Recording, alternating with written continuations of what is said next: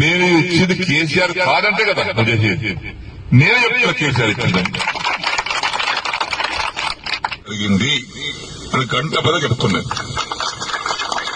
ఎవడు నాకు చెప్పాల్సిన అవసరం లేదు, నేనే సాక్ష్యం. అన్నం పెట్టుడు మరుస్తున్నా కష్టం కదా. అయితే రాజకీయ పరిణామాల వల్ల కొంతమంది దౌర్భాగ్యాలు చేసినటువంటి బాధల వల్ల నేను కొంత నిర్ణయం తీసుకుని మారాల్సి వచ్చింది. అన్ని హామీస్తున్నా 6 మాసాల్లో కూడా పూర్తి చేస్తాను. ఇవన్నీ కడువ కప్పుకున్నా. ఆ కడువ కూడా జాతీయ కడువ కప్పుకున్నా. నయమైంది. ఈ కోర్టు కేసులు ఉన్నాయి మా మీద కోర్టు కేసులు నడుస్తున్నాయి. అరే చేతి గుర్తు కండువ కప్పుకోలేదు బాబు, ఇందిరమ్మ బొమ్మతో కప్పుకోలేదు, జాతీయ కండువ మోదీ కూడా కప్పుకోలేడు ప్రధానమంత్రి, అది కప్పుకోరా చెప్పిన.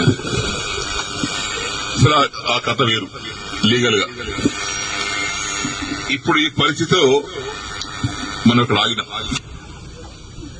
దానికి కొంతమంది రకరకాలుగా మాట్లాడుతారు. తర్వాత మొన్న నవంబర్ 7 తారీఖు నాడు సీఎం గారింటికి మీటింగ్ అయితే పోయినా. అందరు ఎమ్మెల్యేలకు మాట్లాడుతుంటే మాకు కూడా తెలిసాడు. అది ఫిరాయింపుదారుల ఎమ్మెల్యే మీటింగ్ పెడితే అందరం పోయినాం. మీటింగ్ అయినాక విడివిడిగా మాట్లాడి పోయినాం. పొంగులేటి శ్రీనివాస్ రెడ్డి కూర్చున్నాడు, బట్టివి కూర్చున్నాడు ఆయన పొలిటికల్ ఆ ఛాంబర్లో. నేను పోయి శ్రీనివాస్ రెడ్డి ఏమన్నా రేవంత్ రెడ్డి గారు లేచాడు, కూర్చోసేనని అన్నాడు. ఒకటి అడిగితే సమాధానం చెప్పినా కూర్చుంటా అన్నా. ఏందన్నాడు, నేను నీకు 21 జూన్ నాడు నాకు కండువ కప్పిన రోజు నాకేమైనా పైసలు ఇచ్చినావా, నన్ను ఏమైనా కొన్నావా, కట్లాంటి కొన్నావా చెప్పు, నాకేమైనా ఇద్దరు ఉన్నారు, నన్ను ఏమన్నా నా ఎమ్మెల్యేషిప్ కొన్నావా, నన్ను కొన్నావా చెప్పు, నేను అమ్ముడు పోయినా నీకే చెప్పినా. లేదు పోలేదు, ఇయ్యలేదు. దేనికోసం వచ్చినా ఈ సమస్య కోసం వచ్చినా.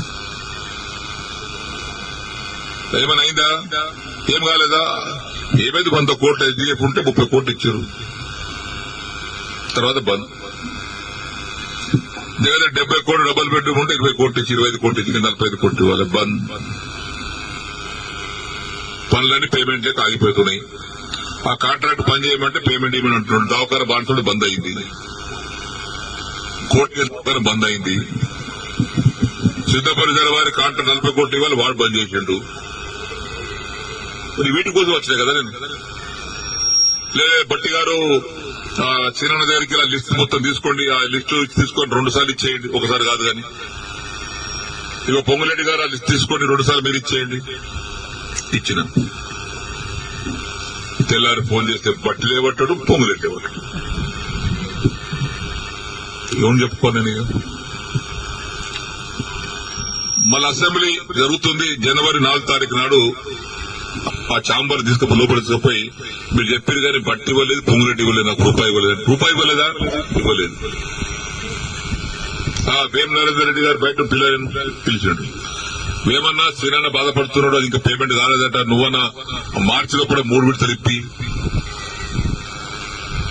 సరే ఆయన తీసుకుని ఆయన వెళ్ళిపోయాడు.